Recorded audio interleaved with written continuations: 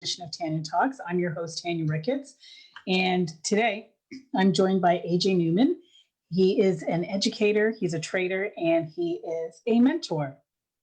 We will be discussing the topic today of striving for excellence when second best isn't enough. And I'm going to tell you that it has been quite a heated topic between the two of us as we've worked to define what really that is. So I'm looking forward to letting you get guys in on our personal conversation as we look to resolve what striving for excellence looks like and how we can create some standards within our own lives to achieve our own personal excellence. So thank you, AJ, for being with us here today. Welcome. Thank you. Thanks again for having me. Good. So I just wanted to get started and get right into it because we don't have a lot of time. And you know, me and you can get on this topic for quite some time. So we got a lot of ground to cover and we got a lot of stuff to plow through in this conversation. So just share with our audience really, what does striving for excellence look like? How does one define excellence? Well, I think, at the start of the talk, we talked about striving for excellence. And I think that's really when you start to look at this topic of excellence, you have to start with a definition of what excellence is. You need some sort of definition of what excellence is. Mm-hmm. I guess if you look at the Oxford Dictionary, in the Oxford Dictionary, excellence is defined as the quality of being outstanding or extremely good. Now, excellence is often used as a term. It's often used in reference or comparison to others' works or accomplishment. So in that sense, there's a presupposition that you are excellent at something with respect to your peers or others in the field of reference, right? So it's that comparison, right? Which I'm telling you, for a lot of us, we're triggered by. We don't like to be compared. Yes. Yeah. But again, when we use the term excellence, or when we say, for instance, somebody displays excellence in the field of chemistry, in the field of medicine, in the field of physics. Again, what are we actually saying? Right. If we go back to the definition, then it's a quality of being outstanding or extremely good. And for me, that highlights the relativity of it, in that, yes, they are relative to others within that field. Right. Now, one of the things that I try to do when I look at this topic of excellence, or when is I like to look at it from two perspectives. And one of the perspectives is a personal perspective, and the other is an interpersonal perspective. Okay. I think most of us would agree that when we talk about excellence, we more times than not talk about it from the interpersonal perspective. Right. And as I said, it's the relativity aspect comes into play. So for you to be outstanding or extremely good, it's often measured with respect to with respect to others in the field, or whatever the task is that you're doing, measured against something or some form of metrics. Okay, so take me through just kind of an idea of how one measures excellence. You said that it was in comparison to something else. Yeah. Right. I think that when you look at excellence, at anything that we look at, where we start to talk about relativity, yes, we have to start with a common base. We have to start with from a common perspective. Right. And I think that whatever the field is, you often start by outlining a base set of variables or metrics, which we can all agree upon as a starting point. And then you go from there and you look at the results that are produced based on those metrics. And then you determine from there, with the results that you achieve or that are produced over time, you will then see that which is below average, that which is average, above average, and excellence. Again, it's something that is, as I said, it's something that I look upon as well as very fluid. Right. So it's we've had this conversation where all of a sudden I'm triggered, right? Because all of a sudden it's like, what? Because I've lived my whole life being measured and being compared to, and it was never enough. Like second best was never enough, and it drove me to work harder, to the point that it was it was debilitating, it was crippling, it was paralyzing. And, so I have my own filters in when I see striving for excellence. I'm like, really, guys, what is excellence? Yeah. Yeah. It just seems heavy for me. And I know we've had the conversation where striving for excellence to you feels like, a nice, sunny, shiny day, right? Yeah. Yeah. uh, It's and you know what? The comment you just made is not uncommon. right. When we think back to the our first experiences of this, oftentimes it surrounds a common theme would be, for instance, schooling. Hmm. How do we measure excellence in school? Well, it's usually based on grades, Right. because we have to have some kind of, again, common reference. How do we say that this person is an above average student or is an outstanding student? Well, in order for us to talk about that topic, we need to come from a common frame of reference. And Right. oftentimes that's what it is, whether it's grades. And to me, there's a danger in that because we're basing it on, common grades. But then what happens to that child that, their excellence is not an A? Their excellence doesn't fall above with everybody else at, say, an 80 or a 90. And I'm just bringing marks in for saying marks. What happens when theirs is in the 50 and that's their excellence? Like, what are we doing then? Like, what does that do to us on a personal level when we feel that we're striving for excellence and that is our excellence? But I think one of the things that I mentioned earlier, again, is the relativity of it. Right. Okay. So we have to, again, put this in context. Mm-hmm. That is that it's relative to something. So you're right. If you have a student, for instance, that is a below average student based on the current grading system, that does not mean that they may not be striving for excellence to become better. Mm-hmm. It just means that on the current scale of measurement that you're using compared to everyone else, they are not in that category of Right. being outstanding, above average, extremely good. Again, if we go back to our original definition, they would not fall within that. That's not to say that they cannot strive for excellence, Mm-hmm. because again, I mean, the focus here is on the word strive. Right. And And again, I think it's like, do we measure it? Do we measure it or not even measure it? Do we talk about it from a personal or interpersonal, or do we blend the two? Is there a space for both that we can marry the two interpersonal, personal and interpersonal of the whole idea of excellence? Because if I do a drawing, I'm going to tell you, I'm not an artist, but if I draw a stick man, I'm like, boo, that is excellence for me. yeah, yeah, And I'm striving to draw the best stick man possible. I've got the little hair going down with the girl with the like, and the little yeah. dress. That's my excellence. Or somebody else is going to come with all the details. And I think as a society, it's really challenging to teeter and balance between not comparing ourselves to somebody else's standards. Yeah, yeah. I think that's a challenge for many. But then Right. let's not speak for everyone, because there is that segment of the population that actually thrives on that. So Right. again, it all comes back to what associations that we have surrounding perhaps the term excellence, or what it means to be excellent, or what it means to excel at anything. So when you And take it to your own personal definition of what it yes, means for excellence, what do you personally define it? Because I mean, you're exceptional at what you do. You give your heart into everything that you do. You're always, yeah, and I know you personally, so I know what I see what you do. Like you don't stop. You will research the hell out of something. And I so what think does that look like for you? I think everyone has to develop their own idea of what excellence is and define it for themselves. Because as I mentioned earlier, there is a personal aspect and there is an interpersonal aspect. Right.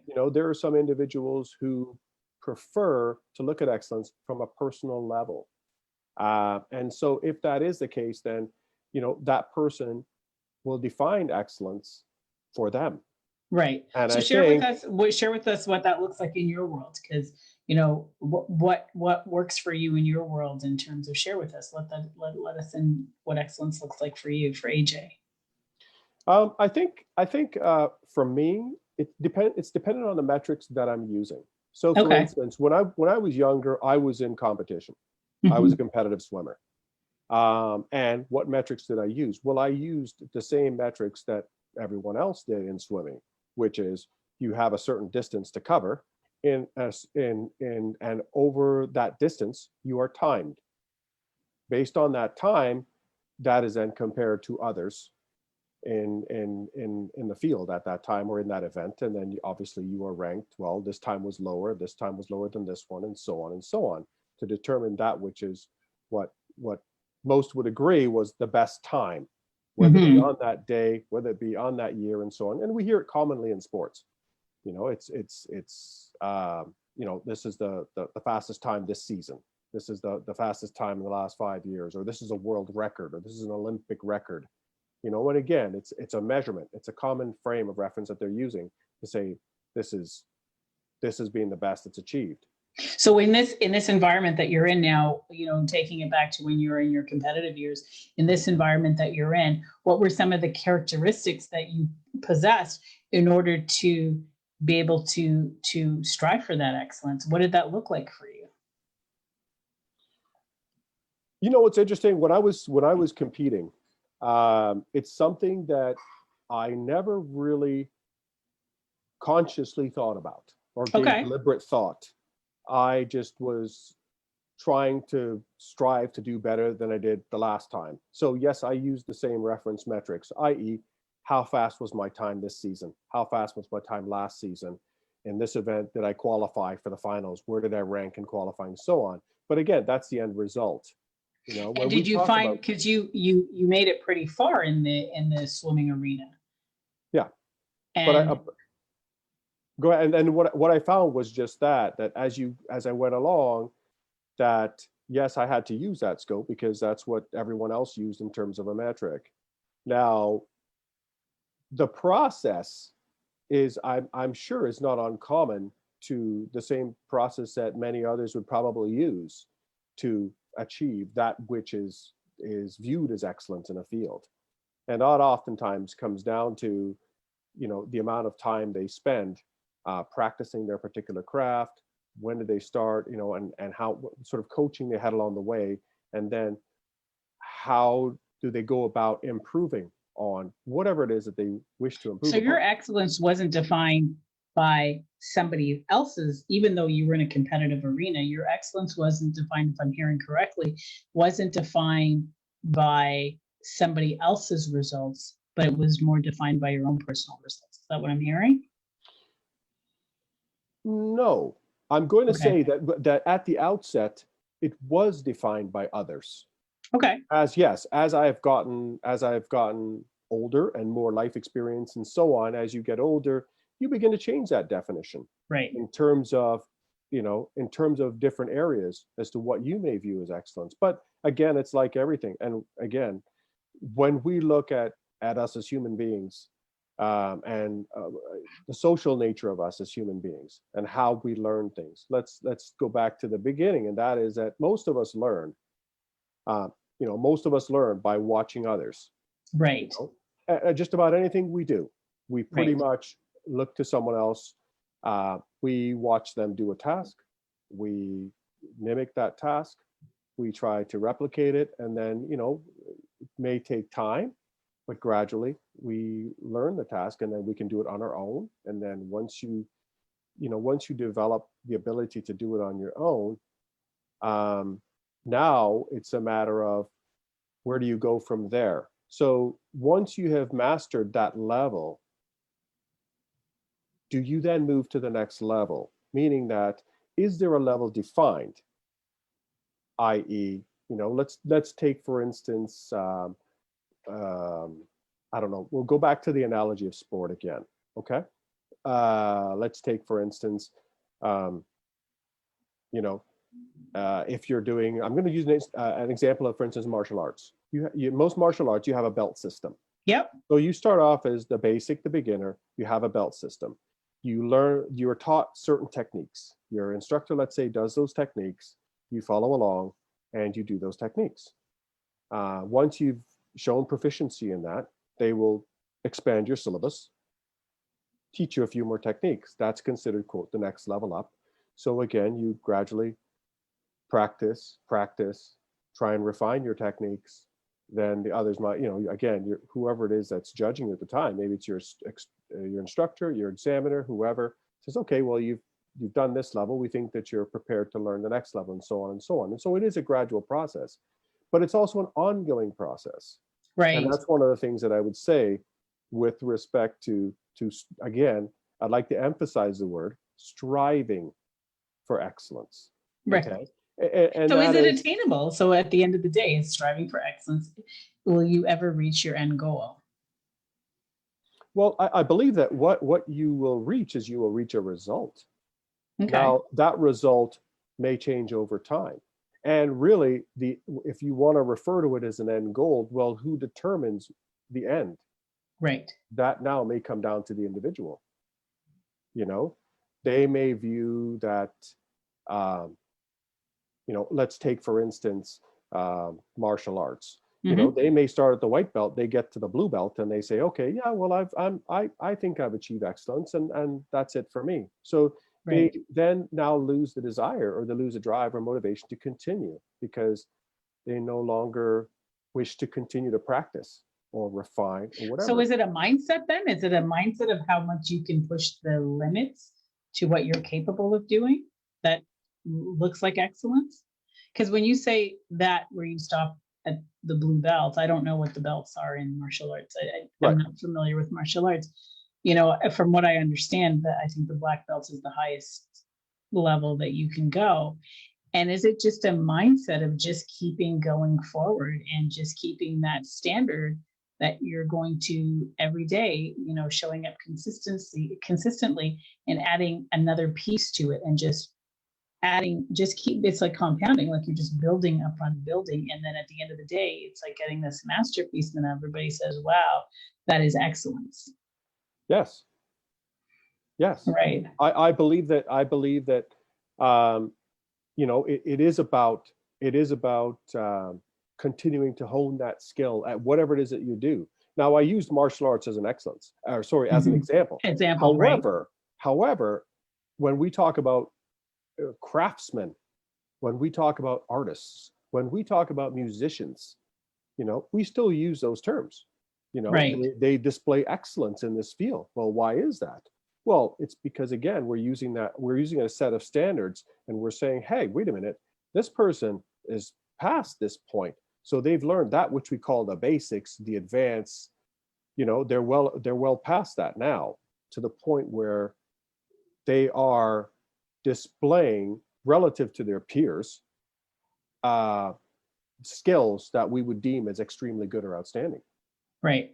And so when you talk about standards, it's like we define our own standards, but do you find that as individuals we aim too low or we aim too high, and then having the stamina to get to there? There's that saying, always aim for the stars, because if you get, I don't remember exactly how it's saying, but in a nutshell, it's basically like if you go for the stars and you don't reach there, but you aim for it, you'll still get something very out there, versus aiming too low and then settling for something lower that comes in than what you've aimed for. But who defines what's low and who defines what's high, I guess, would be the other question, right?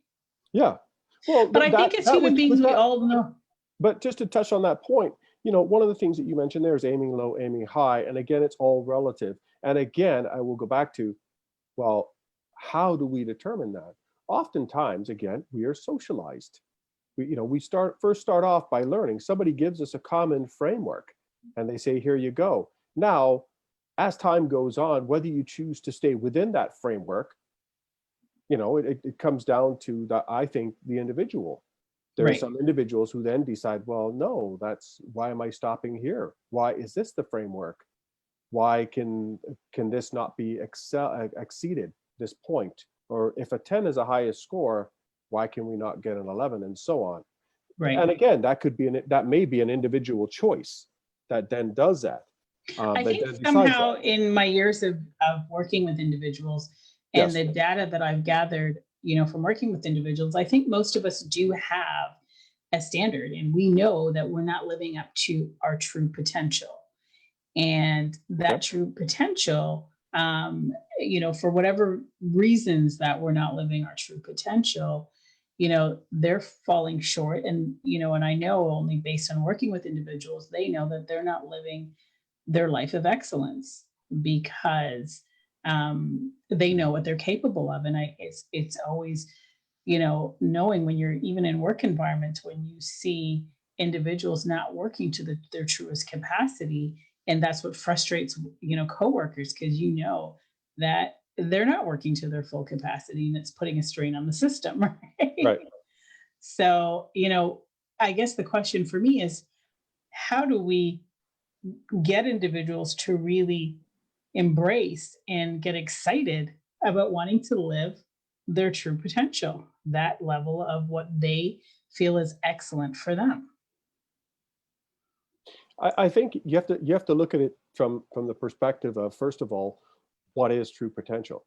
That person has to define that for themselves. Right. Sometimes, like I say, that definition is aided by another, meaning that, when we look at again, if we go back to sports, when we look at any sort of artistry, if we look at musicians, it's the same thing. You had a coach.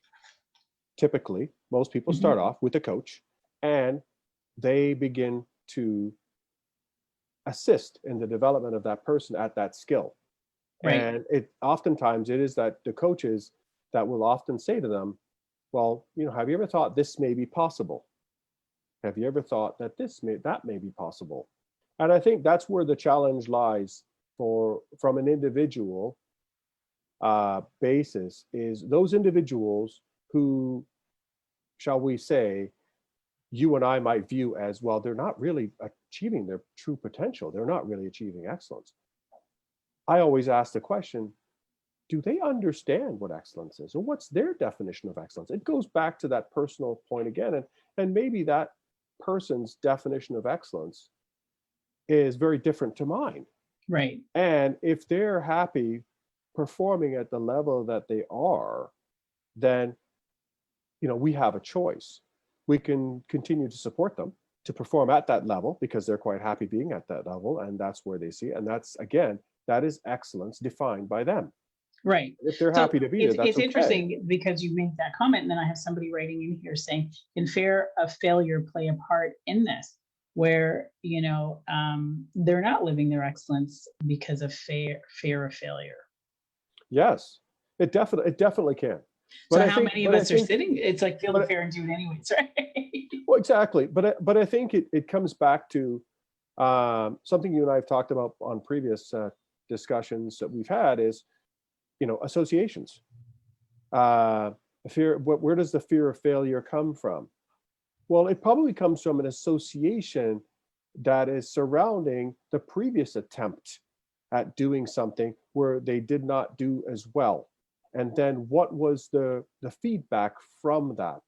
So, Right. for instance, So I'll somebody's writing just in here to rebuttal to answer that is, can coaches contribute to that fear? And you just kind of answered that, right?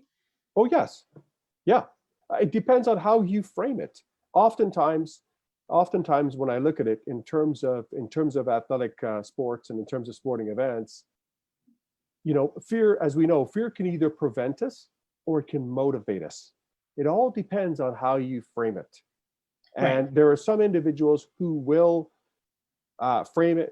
There are some individuals who are debilitated by fear, and then there are others who are motivated by fear. To a certain extent, again, there's a healthy component. Some might say there's an unhealthy component. However you want to look at Right. it. But Right. So they're just writing in saying, so coaches do play a key role in developing confidence in athletes that are successful. yes, yeah, Okay. and it depends on how they frame it. You know, take for instance a participant who comes from a place um, where fear debilitates them. Well, Hmm. if I go with that individual and they go, listen, you know what, you did really, really lousy. That was crap. You know what? You can do way better than that. But it could actually debilitate them. Right. If I Right. use a different approach with that individual and say, listen, you know what, you missed the mark on this time, but look at how well you did relative Right. to It's others. highlighting the Look good at where you're stuff. at. Exactly.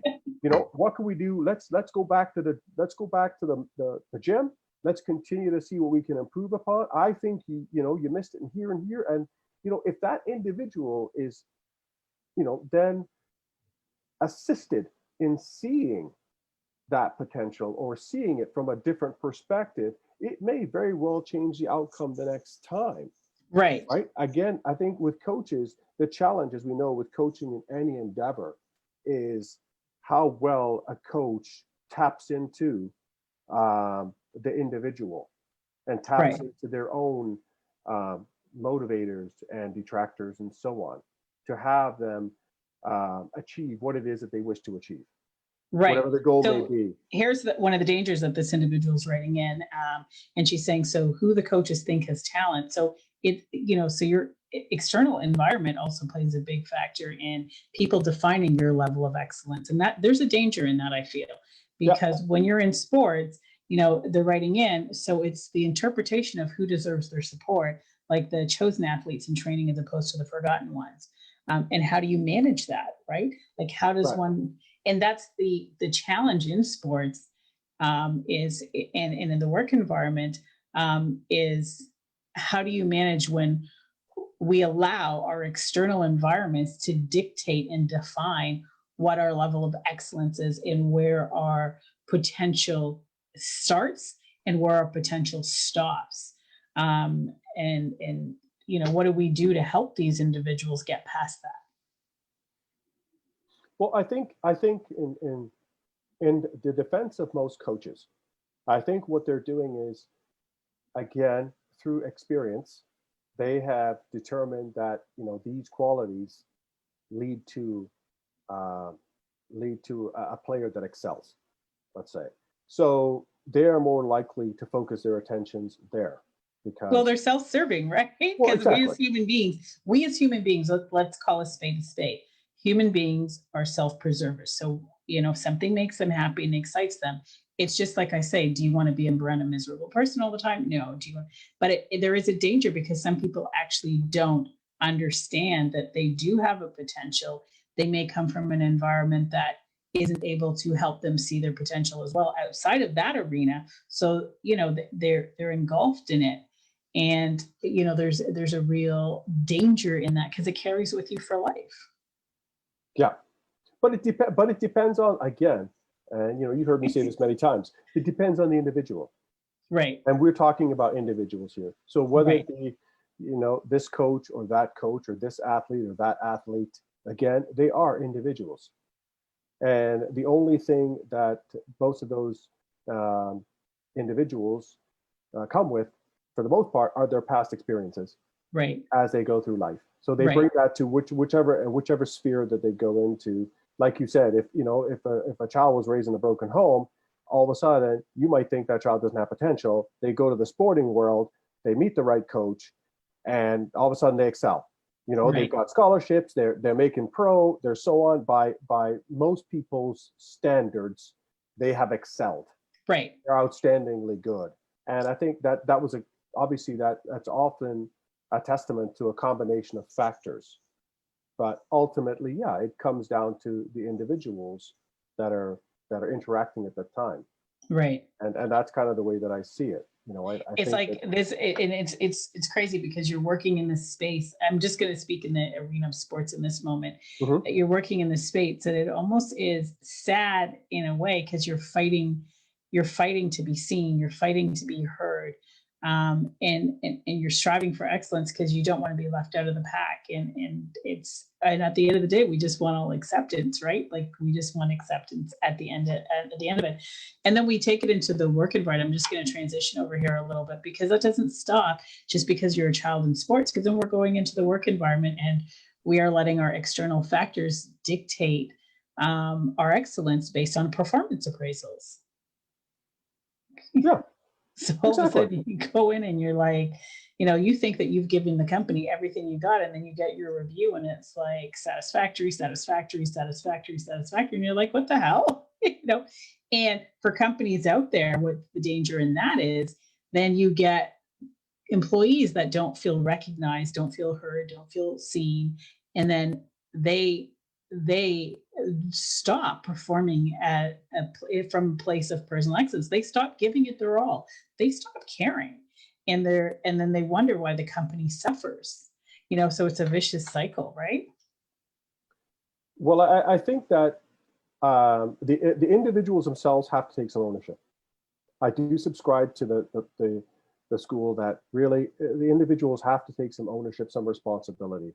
If you are going into an appraisal and you receive an appraisal, for instance, to use example that you're giving of, oh, satisfactory, satisfactory, satisfactory, were those individuals themselves clear on what was required for them to achieve an outstanding or an So excellent that's or up to above? the management. So I believe, like, me and you have this wonderful offline, because if the management, your leader, doesn't start to look at each individual and what their individual talents are to bring to the floor of the environment, their role, and they don't define that in the onset, that properly, not just, oh, we're setting a goal for you to do this year, what a lot of managers do, and I disagree with that. I think that they really should set the employees up for success, where they're really honing in on what that looks like and giving them something really to strive for as a personal goal within the role. Then I think that those managers have done a great service to not only the company, to themselves as the team, and to the individual. That's my little rant. Okay. Well, let me respond to that. Yes. And one of the responses, one of the things that came to mind as you were talking was that remember that these managers are part of an organization. Right. And they learned from their managers, who learned from their managers. Mm-hmm. So at the end of the day, if the previous manager did not stress that to that manager, listen, it's very important for you to sit down with your employees and for you to go through this with them and explain to them what it is that you expect in their performance in terms of, if you do A, B, and C, I would consider that satisfactory or average. If you do A, B, C, D, E, that's above average. If you do A, B, C, D, E, F, G, H, that's outstanding. Then both parties are now coming from a common frame of reference, meaning the manager and the employee are coming from that same frame of reference. So I think it shouldn't be a surprise when the employee now sits down with the manager and the manager goes through the review and says, oh, well, I've marked you on average on this based on you completed A, B, and C, and D. Then again, the employee now has an opportunity to say, well, do I agree or disagree? And that's one of the things that I often encourage my fellow coworkers and coworkers in the past, and really anyone who has a review with a manager, is to say, go over it with them, listen to what the manager has to say with your review. If you have a disagreement or if you have a rebuttal, then be sure to put that on your review as to why you believe that you may have excelled in one area which you were not given credit accordingly. Right. So somebody's writing in saying, what if they interpret those expectations differently? So what happens? So now who becomes, like, how do we measure that?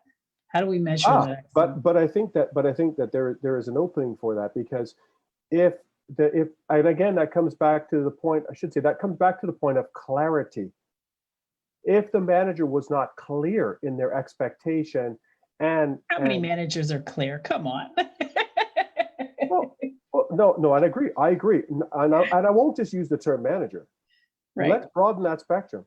How many people are clear? Managers are people. Right. And how many people are actually clear? How many people are actually clear when they communicate something to someone? They believe that they have communicated it clearly, but the message that they've sent and the message that the employee received may be very different. So the employee may come away with a different understanding of what it is. Right. And that again speaks to communication and the fact that have those two parties communicated so that they're on the same page. And if they're not, then yes, it's I would say that both parties have to take some responsibility for that. And like, as I mentioned earlier, in your review, that gives you an opportunity to speak to that. If it's a case where you believe that the review in this section was not fair or was not accurate, then you speak to that and you give your understanding or your interpretation of what it meant to achieve that excellence. And sometimes, you know what, you may have to agree to disagree. Right. But at least if you've written those comments down and that review goes on further, then hopefully, if, let's say, in some point in the future, if you came up for, let's say, a promotion and they were going through that review, the person that was going through that review may look at that, may pick up on that point and say, well, you were average at this. That, again, is now your opportunity to say, yeah, but, sir or ma'am, could I bring to your attention that I did write a comment with respect to that, and this was my interpretation or my understanding at the time of what was required. Right. And it turns out that my manager did not agree with me on that. And I just wanted to highlight that because I think I want to highlight the importance of being clear so that if I were to get this position moving forward in my promotion, that you and I are on the same page and that we're both clear on what our definition is or our idea of excellence or above average or averages are in the following categories. Right. So a good manager leads by example. I have somebody writing in here. So a good manager leads by example and earns respect. They set an expectation that that each employee is able to meet so that everybody can be successful. Not everybody learns the words the same, and people excel in different environments. Know your staff's strengths and weaknesses and give them responsibility that will boost their confidence and improve their work ethic. So I thought that was a very good point that's being written in here. You guys can read the comments later on after the show. It'll be on Facebook of who's writing in. So, now taking it like, I'm going to just be very transparent. I'm not sure where I sit in the arena of talking about excellence. To me, I'm just a boundary person that I just like to see what's possible.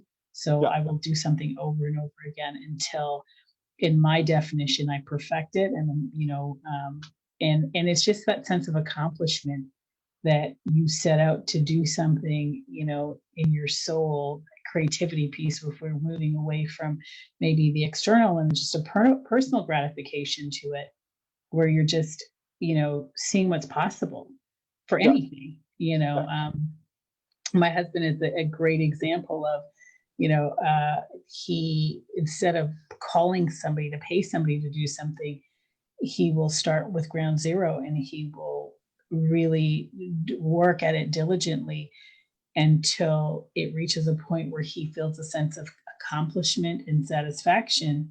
And I think it's a mindset. And somebody else is writing in here, excellence is being the best version of yourself. And I do agree with that. It's like, it is being the best version of who you are. And that's why I completely understand having a point of reference and that's just what it is. It's a point of reference, but not being attached to the point of reference to compare yourself to an external factor, but really finding yourself in that. And I'm not disagreeing with what you're saying, but like at the outset of this discussion, I mentioned there is a personal and an interpersonal. Right. If you're still talking from the realm of a personal reference, you still have to have a personal reference, because that which is best today, what's best, right? What is best? Best has to be done. Well, that's what I mean. Like we have something to start as a point of reference, but we're not attached to it. So I think that the problem happens when, and I don't do problems, what we got to be aware of is not being attached to it. It's just a starting point. Okay, we'll at least start from here, but let's not be defined by that. Let's not be identified by that. Let's find ourselves in that. Okay. He's a thinker, so he's thinking right now. Okay. Well, no. What I'm thinking is that excellence is fluid. Yes, excellence absolutely. is that which is only excellent at this point in time. One of the things I didn't mention as we spoke earlier is that oftentimes another variable that comes into play is that which is time. You know, sometimes that which is excellent today is not excellent tomorrow or a month from now or a year from now. I think, But you still, and I'm but just only going again, to speak but for hold on, myself. but hold Yeah, go on though, ahead. but you still have to have that frame of reference. The I think reason, once you get to that place where you accomplish something and you reach that point of excellence, it's kind of been there, done that, time to move on.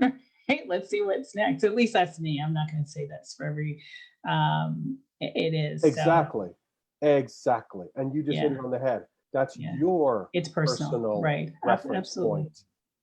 You Yeah, know, there is somebody, there are individuals out there who will do something over and over and over and over and feel that they've not achieved excellence because in their mind, how they define excellence is very different. right. And you know, that's why I I mean, it talked goes about. into little layers of that too, because, you know, when we had our conversation offline, and so just so that, you know, we did have a conversation offline, he said, wait a second, I think you're triggered with something here with that level of not enough and perfection. I said, yeah, absolutely. With, you know, the way I grew up in the environment that I grew up with, and of it never being enough. So I think that there's little filters in there of people that never feel like they're achieving excellence. There's another narrative going on in their mind that even if they were achieving excellence, it just, they don't know how to come out of that space of it not being enough. You know, second best isn't enough, and they just live from that point, point of work. I read work here. Somebody else is writing in point of reference. So share with me just some characteristics that you feel are general that people, because there are some common key characteristics that a person that wants to develop a mindset and a way of being of striving for excellence, they possessed. Share some of those characteristics with me. I think that one of the things we have to look at when we talk about excellence is it is produced as a result of performance over time. You know, I think it was Aristotle. Aristotle, I believe, said that, you know, we are what we repeatedly do. You know, excellence then is not an act, but a habit. Right. So I think it really comes down to us building a framework of habits or behaviors that we carry out on a consistent basis, which moves us towards that which we define as excellence. Right. You know, And again, it is the habits, it is the behaviors. Oh, right? definitely. Oh, I cook and people are like, oh, you do it so great. And I said, yeah, if you spend 8 hours in the kitchen for the next 10 years of your life, you will cook just like I do in less than 8 hours. Right? Yeah. I mean, we can speak to the fact that, yeah, everybody develops differently. Everybody acquires a skill differently. I just said 10 years, guys. So just so you know, you may not want to spend 10 years in the kitchen. Right. Some people acquire skills more rapidly than others. Some have an innate talent. Some may not. You know, so there's a lot of factors that go into it. But again, it comes back to that which you define as excellent. Right. As excellence. And again, if we go back to the definition, it means, you know, again, outstanding or extremely good at whatever it is that you're doing. So one of the characteristics, whatever metrics you use. And so it's developing the habit then. So it's one of the core characteristics. So. Definitely. And developing the right habits. You know, it's like anything, I guess, you know. Well, you can be excellent at being unhappy, because I was excellent at being unhappy for many years of my life. Okay, I never thought of that, but sure. Okay, all right. I was an excellent complainer. How's that? Right. To develop the habit of complaining, right? So it's all relative, right? You can be excellent. And I said once in my life, okay. Yeah, but you've just hit the nail on the head. You can be extremely good at anything. Right. It's just a habit. That which is outstanding or extremely good at anything. It could be that which we deem, quote, negative, i.e., you're complaining all the time. You're complaining all the time. So we say, wow, you develop an excellence at complaining. Right. I wrote the book at one time in my life. Right. It's you know, it just depends on, you know, again, what metric you're using to measure that, and by what standard, and how you would determine that. And I wanted to bring that up specifically because when we look at it, we think of all the roses and that, and really it is just a habit of practicing the same thought, the same behavior, the same action over and over again, and becoming masterful at it to the point that it's just easy. It comes second nature to you, right? Until you wake up, and at least I'm only going to speak in my case, and you're like, enough's enough. Like, this is ridiculous. Like, you start to hear it and you're like, okay, I don't want to be in that, like, be able to do the master class in this area, so you just kind of reroute. So that's my little side note there. But yeah, so it is a habit, it is a behavior.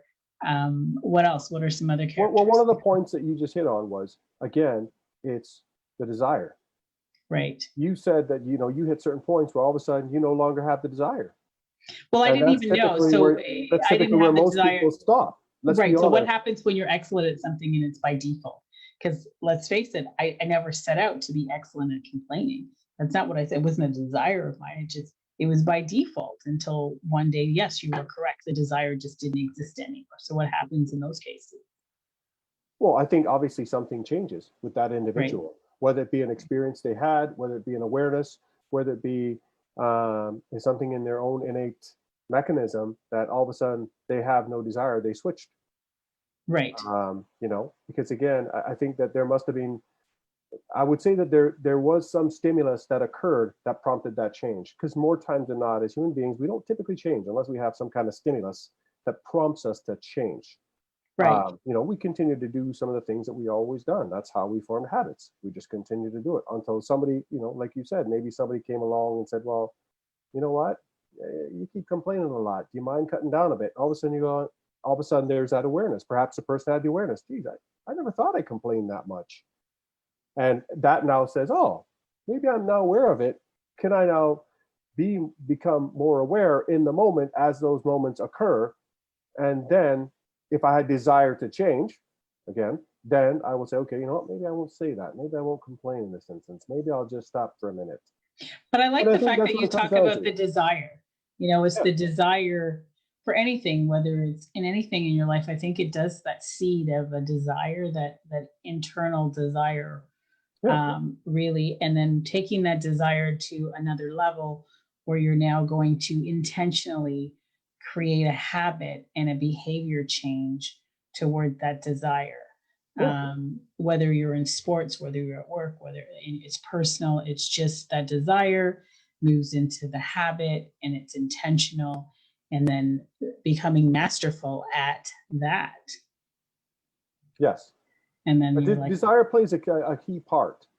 We all know that in psychology. I mean, how many times have we heard stories about people have had accidents and somebody said, oh, guess what? You know what? You're never going to walk again. And then that person developed this desire, decided, well, no, I am going to walk again. And what spurns them on? It's the desire to walk again. Right. Oh, they've set firmly in their mind that they're going to walk again. And but they have the desire, and they will continue to take whatever actions and rehab and all the things necessary to walk again. So there's that belief system in that, right? That is like, okay, I believe that I have a desire. I believe that this is what can happen. And I'm going to let my actions reflect that belief system every step of the way. And when you're moving in that direction, the people to support you has to show up in order to help you reach that goal. Yeah. But I think when we talk about, like, to bring it back to what we were saying about excellence, and that is that, you have to have a desire to excel. You have to have a desire to perform at that level. And it doesn't matter what you do. It doesn't matter, if you're a chef, if you're a musician, if you're an athlete. One of the things that I commonly see, and when people that I talk to myself, is that many of those skills are transferable. Oftentimes, if people have excelled in one field, if they have the desire, they can also excel in other fields. Absolutely. Because so it's a behavior. It's a characteristic. The characteristics are transferable. Right. Some of the traits that they have, or some of the techniques that they applied, are oftentimes they're able to apply those to a Right. new skill or a new set of activities that they wish to learn or excel at. It's And that's well, that's why when you look at kids that are in competitive sports, like high level competitive sports, they talk a lot about transferable skills in the real life, like what they're mhm. taking. We're learning self management, the power of focus, discipline. Like a lot of those skills are transferable into their everyday life as adults, right? Yeah.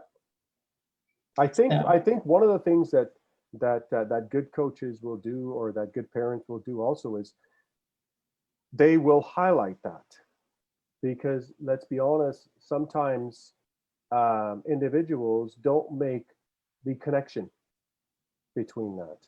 And until, somebody comes along that perhaps helps them to see that connection, again, we talk about awareness, bringing that to their awareness, they may think, oh yeah, you're right. I never saw, let's take for instance a child who goes to practice every day, does well at the gym, practices, does good scores, and so on, and now goes and is doing schoolwork and can't understand why I can't get good grades. Now, if somebody brought that to awareness, but hold on a minute here, you spend an hour, 2 hours every day at the gym, you practice these drills, you do these things, and over a period of time, it it it adds up, it and you improves. get a Right. result. Correct? Right. Yeah. Well, you could use that same analogy or example with them in terms of another arena, and saying, okay, well, I want you to look at, if you wanted to excel in this area or this activity, what could you do each day that would help move you closer to that?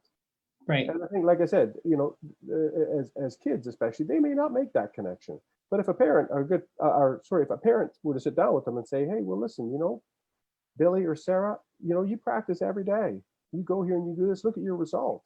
And now you say, hey, I know you're not doing well in this area. You know, let's see what we can do. If you were to practice X amount of time, you've shown you're able to do it. You got the capability to do it. You have the ability to do it. Let's see how we do. Let's try this for a little while. Let's see how it shapes up, or what the result is as we continue to apply this. And then, we make that connection for them sometimes. And I think, like we said, I think that's where it can be useful to help assist, kids we're talking about right now, but just individuals in general, to Right. make those connections, to then perhaps explore, if it's an adult, explore what else they may do in their current arena Right. if they want to achieve excellence, or if they want to basically perform better Right. at whatever it is that they're wanting to They're perform better choosing at. to. Right. Mhm. So as we bring it to a close, what do you think a good takeaway is for the audience? That a striving for excellence on a personal note, Mhm. or just striving for excellence, and is it necessary to keep alive the statement, second best is never enough? I think one of the things that I want to stress on this is, like I've stressed at the beginning, and that is that it's striving for excellence. We've talked about second best is not enough. Well, second best is relative to a best. So therefore, if you continue to move in the direction that you're happy to move in, i.e., you are seeing gains, or you feel you've done a little bit better today than you did yesterday, then if that feeds you, of course, you will continue to do it. Because again, the striving part, as I mentioned before, is it is something where you have formed the habit, and you have the desire and the commitment to continue to move towards that.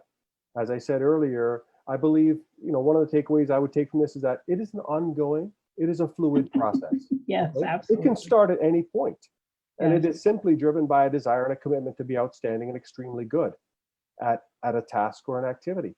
That's really Right. all it is. And it can start at any point. I could start today. If I stopped 6 months ago, I can start today. If I stop today, who's to say 3 months from now I can't start? I can start again. Right. It is ongoing, and it's fluid. It is Right. not static.